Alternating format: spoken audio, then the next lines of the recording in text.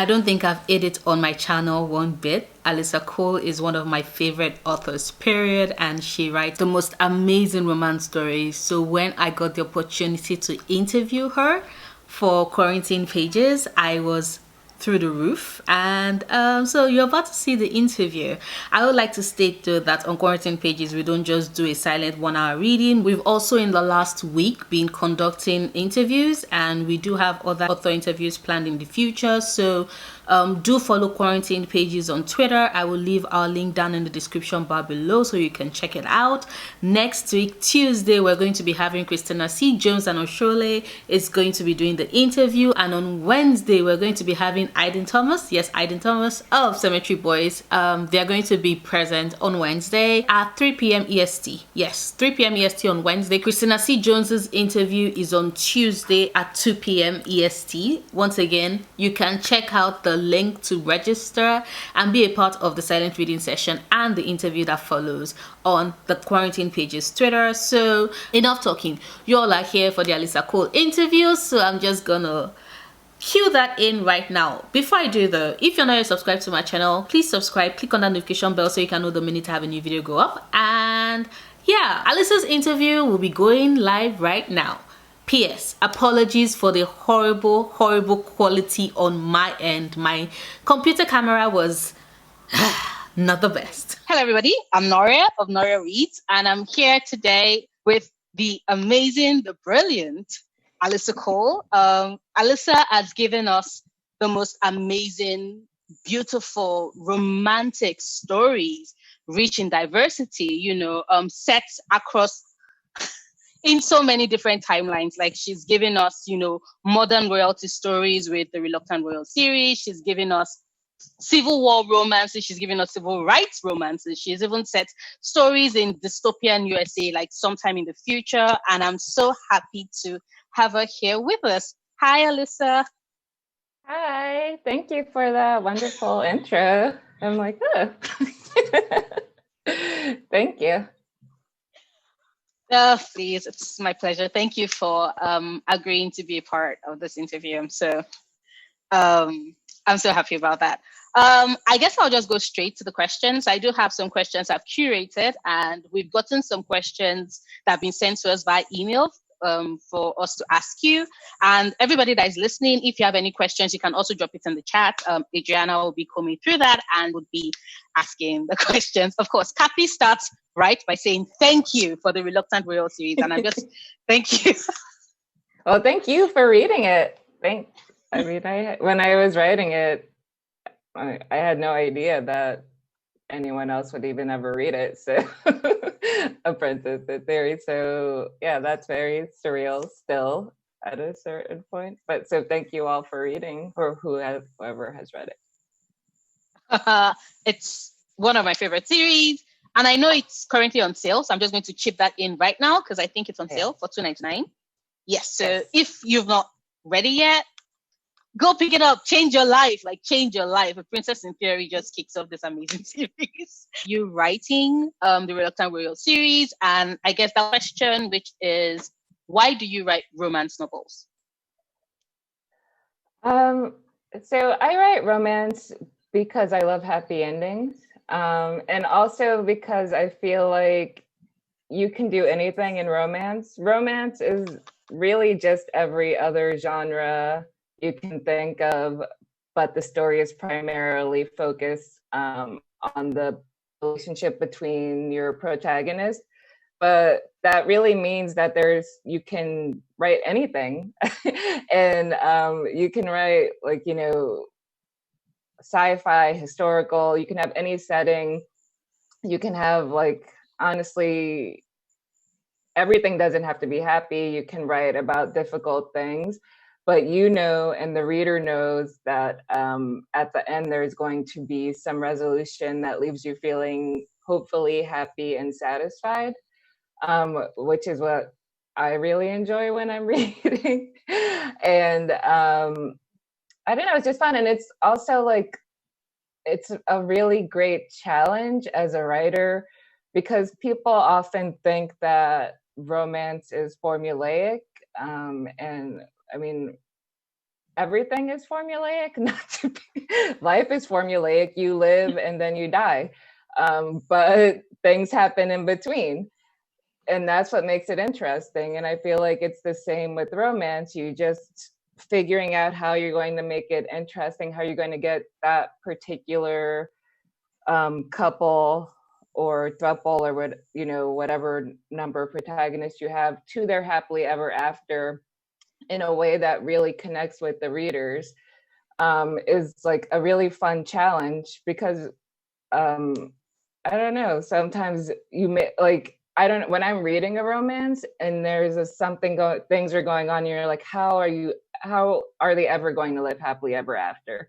Like, I cannot imagine how this is going to be done. And then the writer pulls it off. And you're like, oh my God, this is amazing.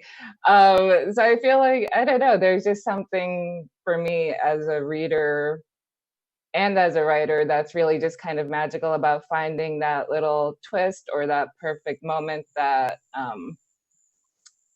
changes the story, a story that could turn out very badly into something like really beautiful, and that makes you just feel good when you put the book down.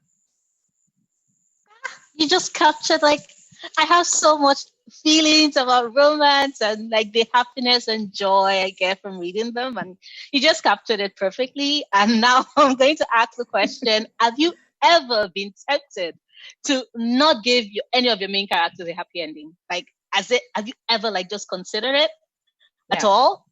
No. Not even for 1 second. No.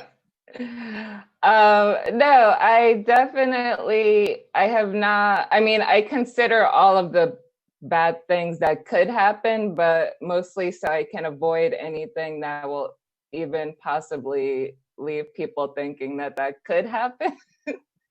And I just like, because as I'm writing, and you know, as you're writing, you grow attached to the characters, you want them to have a happy ending.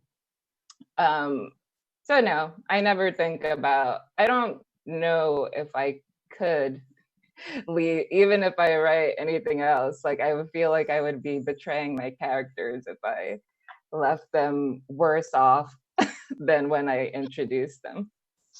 So. Oh, okay. But you've spoken so much about your love for writing romance and the satisfaction you get from reading romance novels. And so my next question is, what book did you first read that made you fall in love with the romance genre? I think I've always enjoyed love stories since I was a kid. I love movies and, you know, soap operas and all of those kind of romantic things. But the first book that I remember clearly, because I used to read a lot of horror and things that I shouldn't be reading when I was a kid.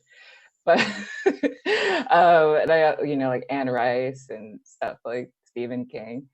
But I remember the first romance that I actually remember, and I'm pretty sure I have a copy of it still, but it was called Anne of the Wild Rose Inn by Jennifer Armstrong. And it was actually, I believe it was, when I looked as an adult at the inside cover, it was a middle grade romance, which I don't think exists anymore. The characters were teenagers, and it was set during the Revolutionary War. But it was, I think it was a series set at this inn in Massachusetts, and like, but during different time periods and different girls who were living there during like pivotal times. I only have really read Anne of the Wild Rose Inn. Even though I bought the other ones as an adult, I don't know what happens in them, but I'm assuming they're all romances. But just in like, I do think of it sometimes because I'm like, inside it's like for readers 8 and up, and I'm like, I'm just trying to imagine someone being like, this is a middle grade romance now. I think there should be middle grade romances, but that's a whole other thing. Because so I read that, it was in my teacher had a little library in her closet, and when I was in 4th grade, and you could take out books and return them. And I took out that book and I did not return it.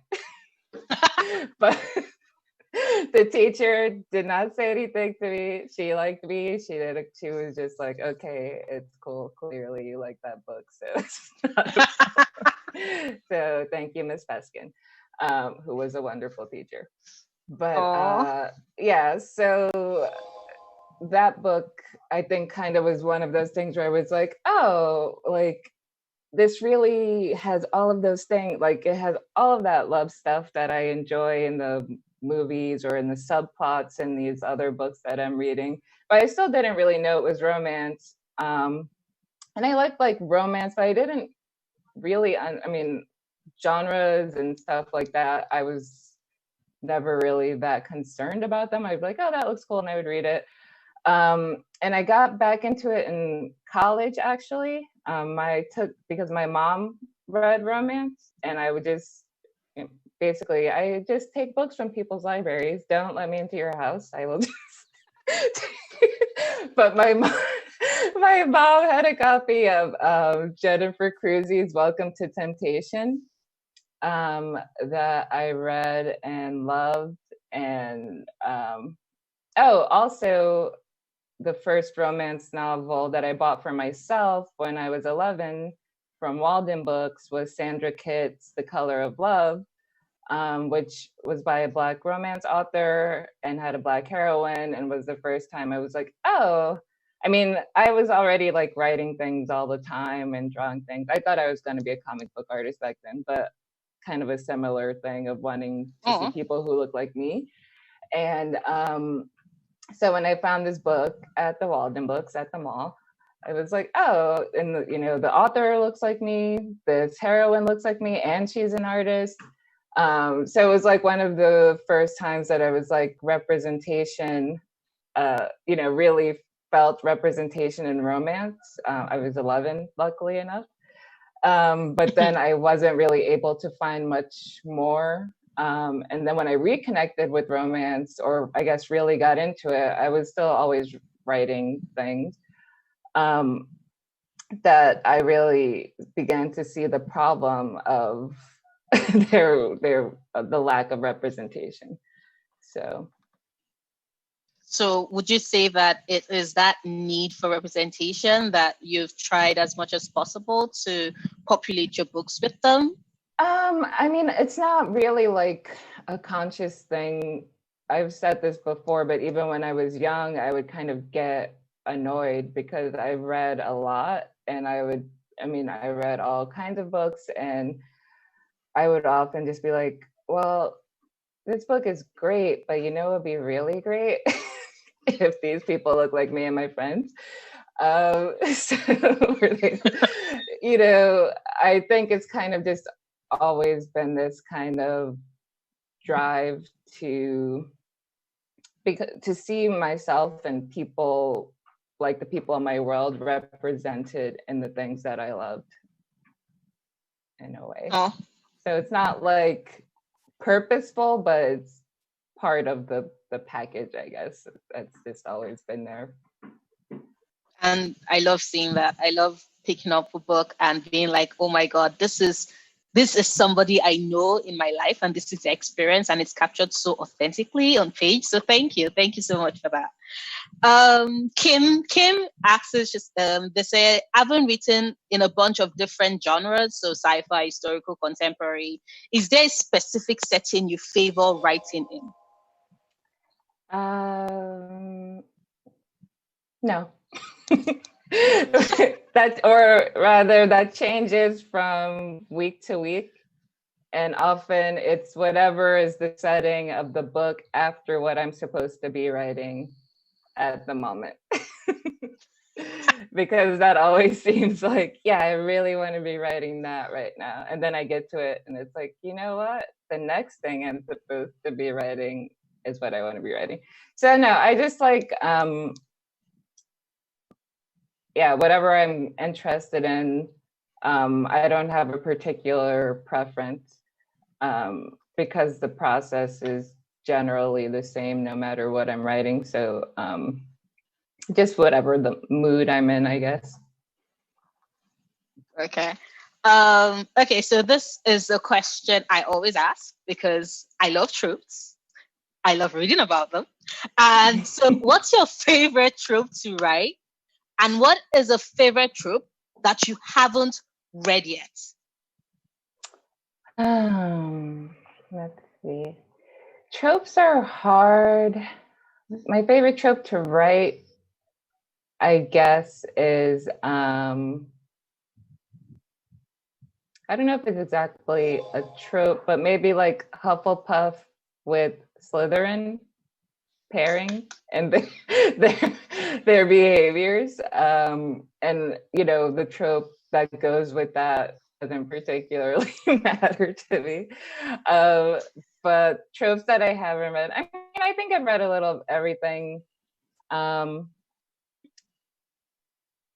But there are some that like don't always super appeal to me when I hear them off the bat. But then if I hear a particular situation or if I read one and really enjoy it, I'm like, oh yeah, that's good.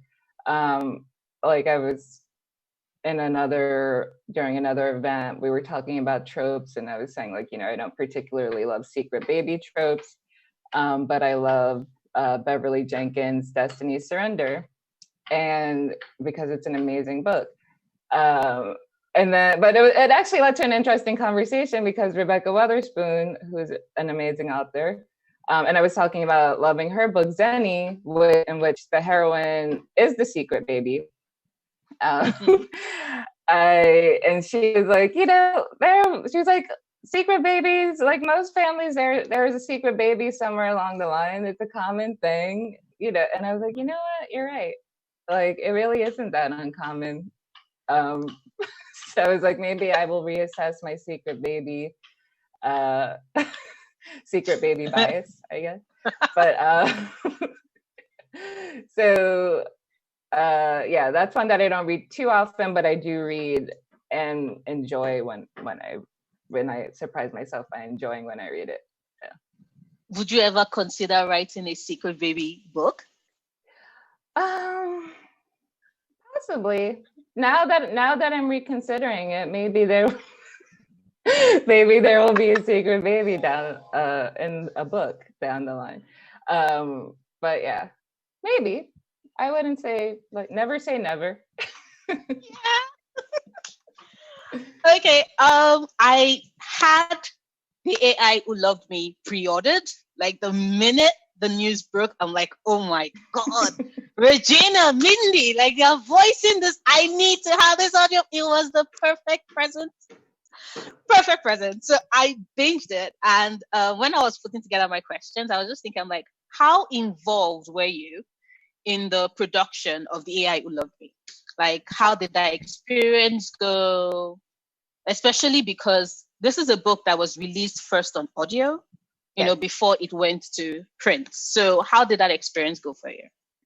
It was great for me. I mean, so when I first was speaking with my editor at Audible, I was talking to her and I was like, I really am kind of I've been listening to some scripted audio, like scripted podcasts. And I was like, do you think it would be possible to do something like that with like sound effects and music and stuff like that? Kind of like a bit enhanced audiobook, I guess.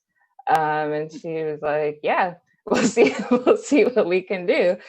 And then, I mean, and it wasn't until after I had written it that they were like, oh, by the way, we're going to get like a celebrity to do this. And I was like, what? And then they were like, yeah, Regina Hall and like Mindy Kaling. And I was just like, and I can have a very like underwhelming reaction to things because like they don't process through my brain until later.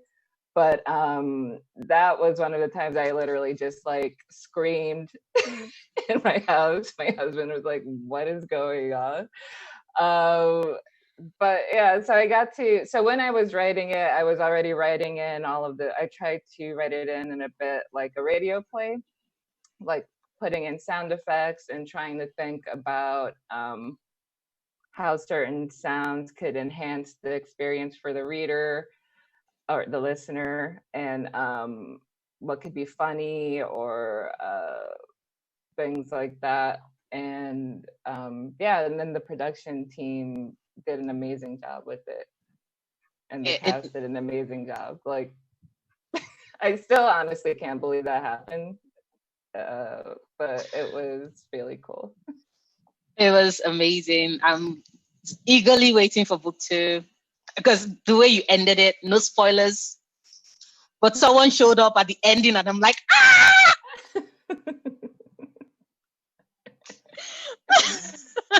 No, I'm excited. I've, in my head, I've just been, at first it was going to be a one-off, but then as I was writing it, there were all of these characters, and then I was thinking other people who haven't shown up on the page yet, but who are in this world. So it's kind of fun planning it as thinking about how to explore the rest of this, more of this world, in addition to the people that we met in the first book, and kind of I can't give any spoilers, but for people who didn't read it, but it's exciting and it's fun. Like, that's one of the things about like having different settings, that kind of hopping back and forth can kind of keep things fun, and also I don't know, just keep me interested and always thinking of different things that can happen, in either this future setting or this past setting or this modern day one. So. Okay, so I'm still geeking out because I love that story. But I'm geeking out, and it had me thinking as well, because you do write about women who are really into things, who really nerd out and geek out about the things they love. I'll take, for example, like in the Reluctant Royal series, Naladi is a Black woman in STEM, and she loves what she does. And you have Regina, you have Portia, who loves swords. I'm like, girl, I am with you on that. And then you have Regina creating Girl with Glasses, because she wants to create the safe space, for women to nerd out, because online spaces have not been very nice to women, especially if it is that you're a geek and you love anime or you love comics, etc. And I guess I was just wondering, do you have any tips for geeky Black women trying to safely navigate the online space, especially with regards writing, Regina's story? I mean, honestly, the only solution I found for Regina was to make her own site, literally, which everyone cannot do. I can't even. That's why I just wrote about someone doing it. But I think ways that I try to keep myself safe. First of all, I am mostly a lurker anyway, just by nature. But I really just don't have tolerance for people annoying me. So like in situations like that, like if someone tries to question me or is being annoying, a thing that I have found very useful is to just mute people and block people. And I know that's seen as like a sign of, and some people see it as being weak or whatever, but it's enforcing your own boundaries. It's not making yourself sit through annoyance just for the sake of having a conversation. Because like in reality, if someone came up to you and started screaming in your face, you would just say, go away, or you would remove yourself from the situation, or you would have to deal with it in some other way. But like you wouldn't just stand there and let someone shout in your face just because they wanted to have a debate with you.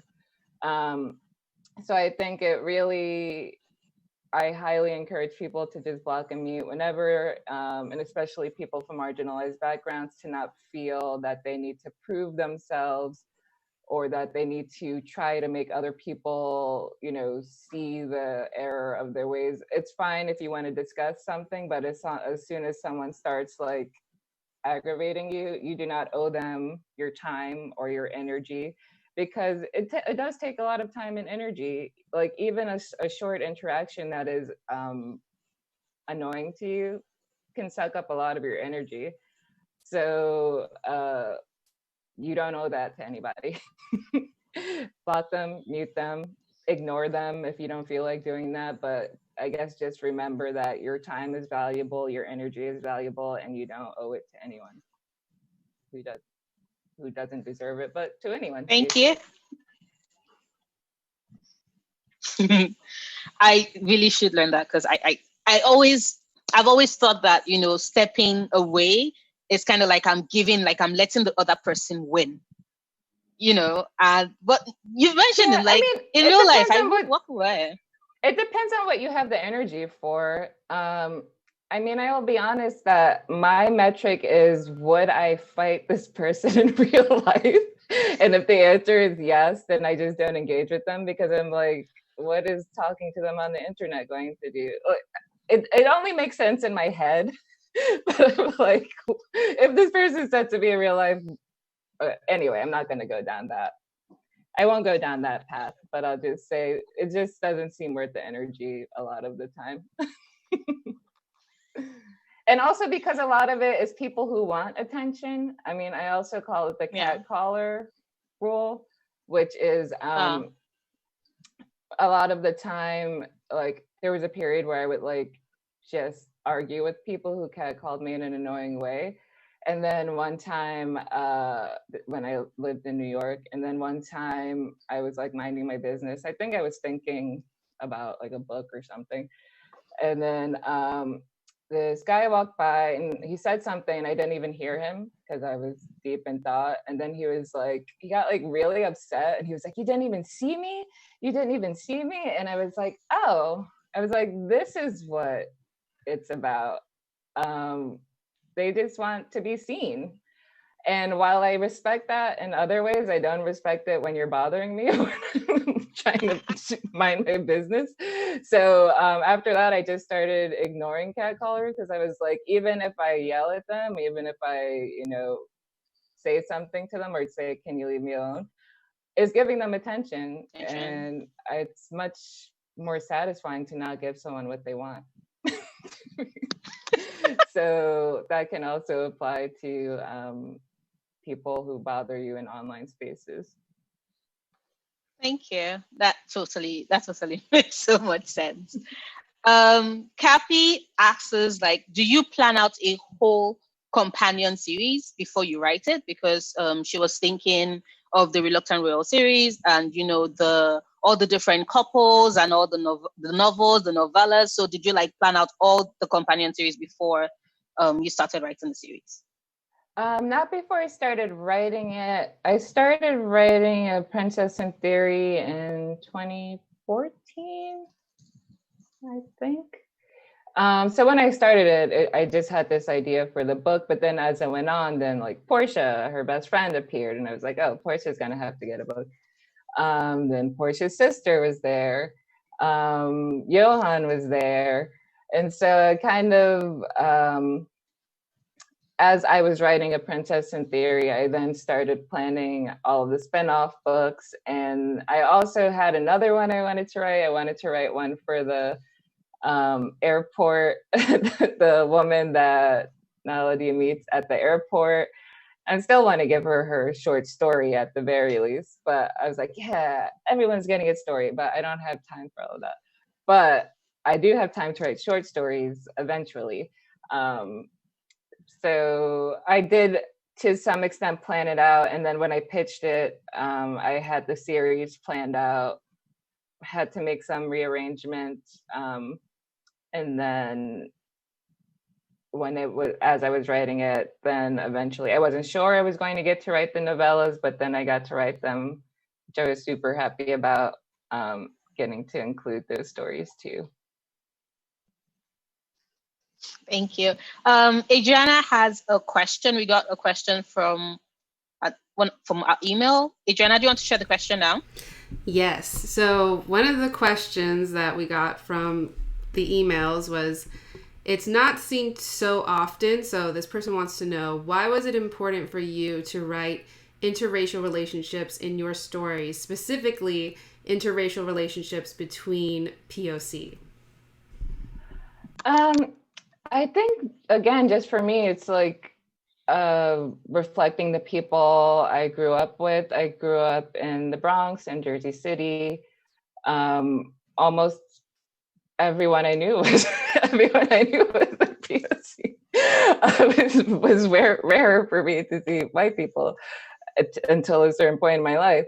So my books kind of just reflect that, I think, and just wanting, and also because for me there was always this disconnect of, okay, these are the people I love in real life, and then when I read love stories, they are not there. Or they're just in the background. So again, it was just more a matter of writing the people, diversity as I see it, or the world around me, more accurately, I guess. Thank you. Yes, please. Um, so still in line with like writing characters that we see all around, because I have noticed that you do place a lot of importance on like female friendships in your books. So you have Trinity and her friends, you have the friendship between Naladi and Portia and Naya. And I was just wondering, who are some of your favorite female friendships in books? Female friendships. Well, in Rebecca Weatherspoon's series, she has her female friendships groups, and particularly in Zenny, she has Zenny is part of the friend group from Rafe, and well, all of those books are interconnected. But Rebecca Weatherspoon, Tessa Dare, Kit Rosha. These are my real friends, Courtney. Oddly enough, I ended up becoming friends with people whose friendship groups I like in their books. But yeah, I mean, I feel like there really is kind of a great emphasis on friendship in so many romance novels that has especially in recent romance novels of the last 5 years. I mean, there's always been friendships, I think, but I find that there really has been a great emphasis on friendship groups in romance novels more recently. So those are some of my faves yes, they are my friends, but they also are great writers. But I might, have some bias as to why I like those friendship groups, because they're written by my friends. Oh, that's so cool. I remember when I was growing up, there were so many romance books, and I always had a problem with the fact that, a lot of writers seem to consistently have the female characters always like fighting or for attention or this, and they always like had them not be friends. And I'm like, I know women. I'm friends with a lot of them. Like, this makes no sense.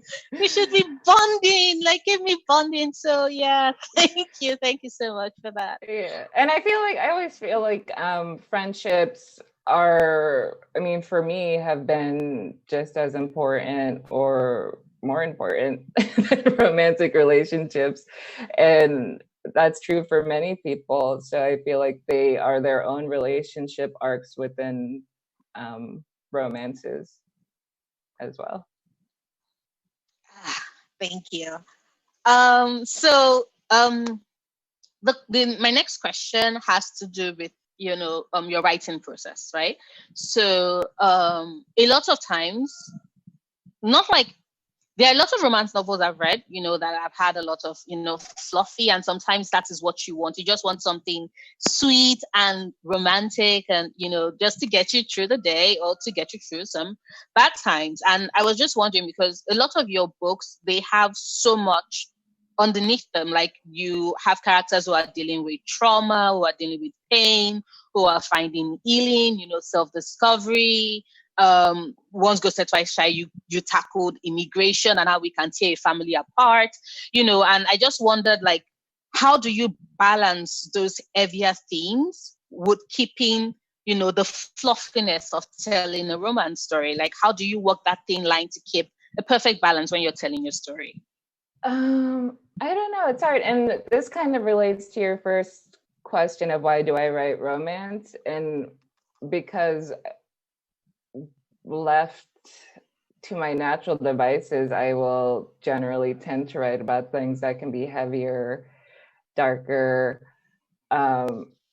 I was thinking, because I have a thriller coming out, I was thinking about something recently, which was my creative writing class I took in college.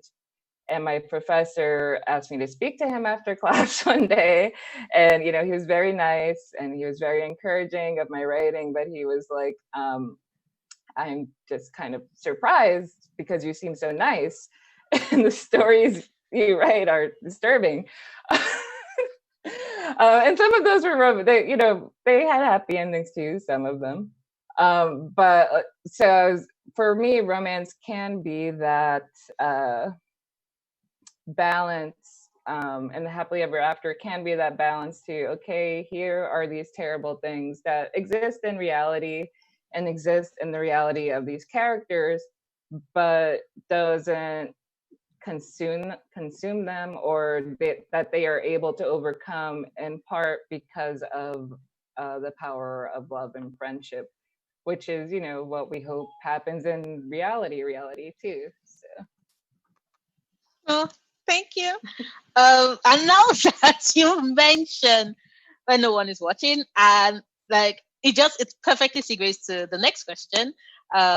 Someone asked, like, what are some of the challenges you faced when you were writing a thriller versus writing a romance? And are there any ways that, you know, writing romance has prepared you for writing a thriller that you did not expect? Let's see. Well, one way that I think romance has prepared me is, I was talking about this, something had happened online. Who knows? It was like a couple of months ago, so it feels like years ago. But maybe it was during the RWA thing. But I was like, all romance writers, like, and because when things happen in Romancelandia, like, we usually are on it. Tracking, something needs to be tracked down. Like, in part, it's because we have such a wide skill base. We all do so many different things and have so many different talents, apart from writing, you know, from our jobs or our hobbies or whatever. But also is because romance writers, in a way, are mystery writers. But the mystery is, how are these people gonna get their happily ever after? So, like, when you're reading a romance, you're like, okay, oh my God, he looked at her, but how did he look at her? Like, okay, they sat next to each other, but their thighs brushed, but did they press? So, like, you know, you're constantly kind of looking for clues. And when you're writing, you're constantly trying to find the exact way to share information without telling too much, which I feel like, because, okay, yeah, we know this couple, we know these people are going to get together, but you don't want to make it so there also needs to be tension that they won't get together. So in a way, like, when you're writing romance, you are trying to write something that is tense and that will make the reader go, oh my God, what's going to happen? But also they know they will be happily ever after in the end. So kind of building that tension and romance was, in a way, one of the skills that was transferable to the thriller, of like trying to figure out, like, okay, is this too much? Am I revealing, like, laying down details that hopefully the reader will pick up on, and if they don't, if they go back, they will see that it was there, or kind of figuring out the way interactions between characters. And I guess one of the harder things for me was, you know, it's a thriller, so kind of having to be a little bit meaner to my characters.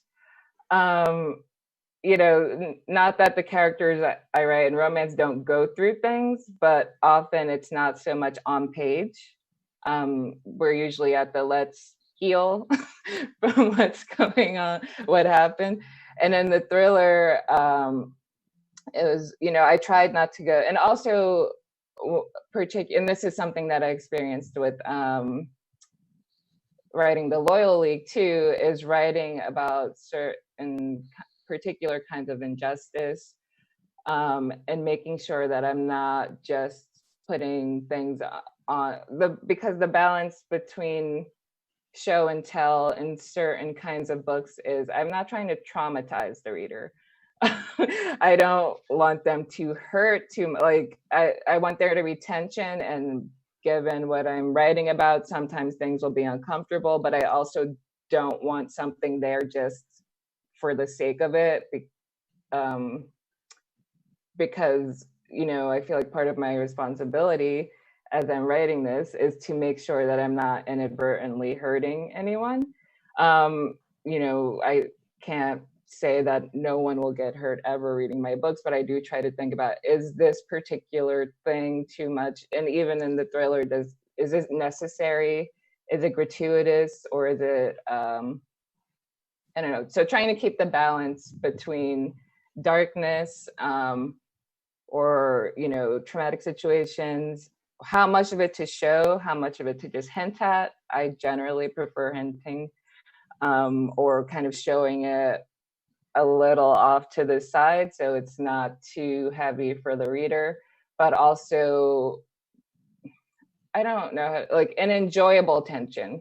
I don't want the tension to be an overwhelming tension where then you just put the book down and you're like, I don't want to read this. Because if I'm reading something, even if I enjoy it and it just starts to get too much, I have to like put it down. So hopefully I managed that with the thriller. I will say at some points, even when I was writing, I was like, oh my God, this is a lot. I mean, not like trauma, but even like tension. But hopefully the balance is okay. It worked out in the end. Like, I never would have seen that connection, and now that you said it, I cannot not see that connection so good. And now you have me so I want when no one is watching. Oh my God. Okay. We'll get to that in like a short while, because I know we're pressed for time. So I think I'll just get to the other part of this interview, which is, what are you presently working on? Is there any possibility that there might possibly be a Lion League novel somewhere in the works? You know, what are you currently working on? I am currently working on Runaway Royals, book 2, which is a queer Anastasia retelling, modern day Anastasia retelling, with you know, I won't go too far into details, so it'll be a surprise, but it's kind of, and like the movie Anastasia, but like loosely, very loosely, it's not going to be like a beat for beat retelling, but inspired by a situation of, you know, and a little bit of someone who, yeah, I'll just leave it at that. Queer modern day Anastasia retelling.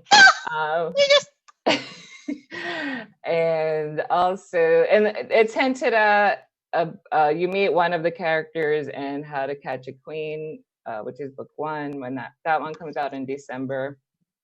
And that one is marriage of convenience plus a kind of marriage second chance romance, even though it was an arranged marriage. And also, how do you save a kingdom that is not doing so well, but also how do you make sure that everyone is represented equally in your government? Which, when I started writing it, I was like, this is going to be like a fun adventure story. And then I was like, how do I solve government? And, you know, surprisingly, it's not that easy. So then I had to remind myself that, you know, that wasn't the point of the book. And then I was able to finish it. But yeah. And it's also kind of like, I really like medieval Scottish historicals with like Highland laird, but it's so he's like the king of an African Highland nation. So it's like African Highland laird a bit. There's a little bit for all kinds of little tropes thrown in there. And then I'm also working a bit on book 2 of The Hive, which is the sequel, the second book in the AI Who Loved Me, after the AI Who Loved Me, which is awesome. I'm so happy. I'm so excited. When I was reading The Prince on paper, I'm like, Shanti and Sayu are going to get their story. And I was just like, we are going to get it. So when you were like, oh, I have a new book, I'm like, ah! Okay. So we'll just take, Adriana has another audience question. So we'll just take that and then we'll just wrap up the interview with, when are all the books coming out, etc., etc. But Adriana, you could just quickly ask the question. Yes. Now. So we had another question from Sarah. She said, are there any romance authors that inspired you as a writer?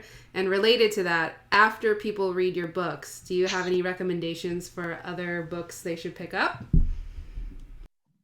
People who inspired me, well, I mentioned the books before, Anne of the Wild Rose Inn by Jennifer Armstrong, The Color of Love by Sandra Kitt,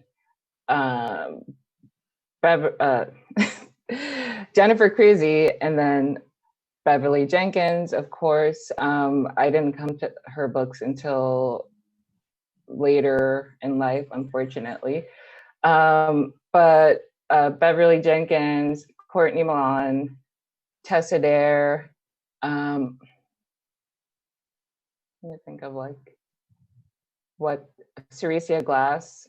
When I went back and looked at my Amazon history, and the first romance novel I ever bought was from Amazon was Crystal Clear by Ceresia Glass. So, I mean, there's so many Brenda Jackson, there's so many people, and when you're a romance reader, you read a lot. Also, a bunch of people from Literatica who I have no idea who they are. They were just people writing stories online for free, who inspired me to write. And honestly, I'm going to say Stephanie Meyer.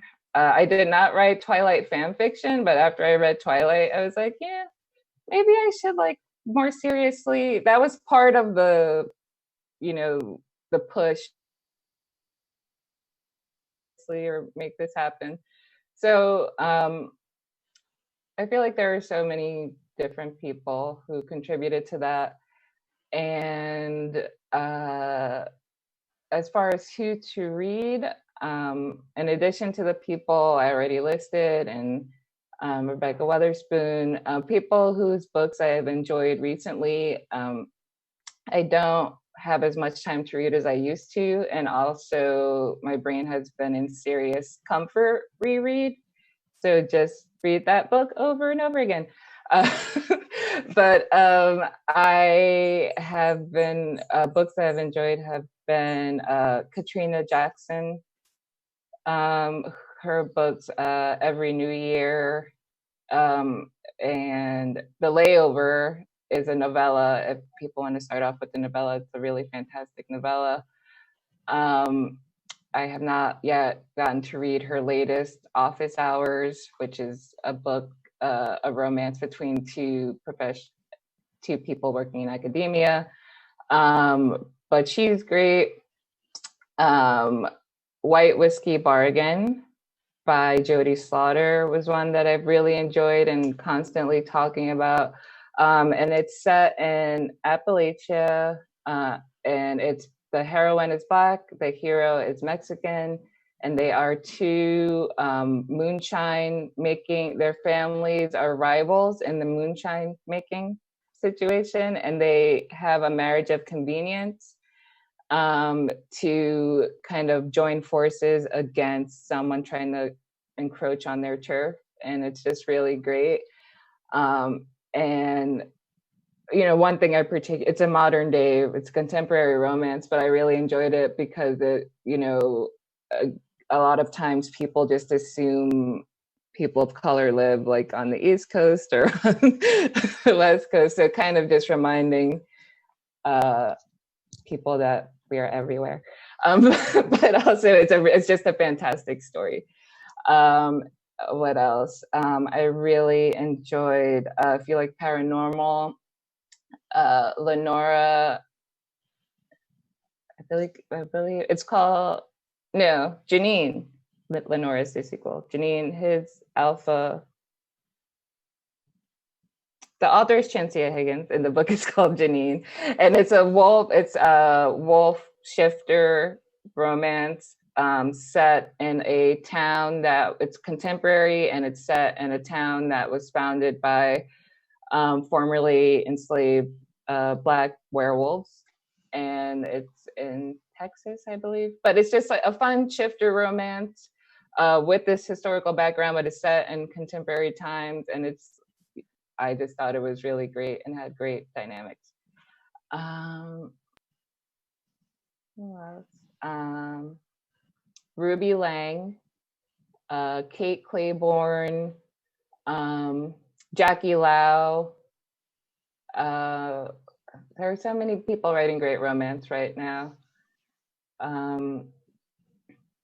If you like historicals, Vanessa Riley, E. Ottoman.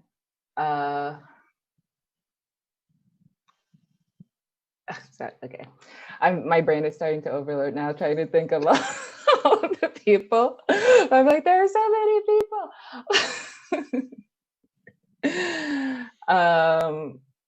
But yeah, I guess I'll stop there for now. I'm making a list. Everybody's like, oh my God, we need a list. Don't worry, this is recorded. I would have everything captioned and ready when the video is up. We'll just be going through all those books one at a time. And one that I didn't get to read yet, but Jack Harbin's romantic comedy called Meet Cute just came out, and that's on my to be read list. And one of the heroes runs a romance book club, and is trying to recruit the other hero to his romance book club. So the premise is cute. Jack is great, and I'm looking forward to reading that. Oh my God. Oh, okay. So many amazing recommendations. Thank you. Thank you so much, Alyssa. Thank you for this interview. You've more than made our collective day. I'm certain that everybody can agree with that. And just to wrap up, this will be the promo segment, because Runaway Warriors is starting. I'm still okay. So this is your promo segment. So please give us the dates, give us the time. I will once again stress that if you've not read The Princess in Theory, you should get it right now. It's currently on sale. That book will change your life. So, Alyssa, you have the floor. So next, June 3rd, the print, well, hopefully the print, but the ebook version of The AI Who Love Me will be available on June 3rd for people who don't do audio or can't do audio. On September 15th, the thriller When No One Is Watching will be released. And I believe November 24th or the beginning of December, How to Catch a Queen will be released and kick off the Runaway Royals. Yay! Thank you. And everybody, Kathy just said White Whiskey Bargain was just free on Canadian Kindle for her. So if you're interested. Oh, yes, it might still be free. It might still be free. Get it. But once again, thank you so much for being here, Alyssa. We are so thankful. And thank you for wrecking our collective TBR, because we're going to be getting those books. We're going to be reading them for quite a while. So thank you, everyone. Thank you so much for having me, for the great questions. It was fun.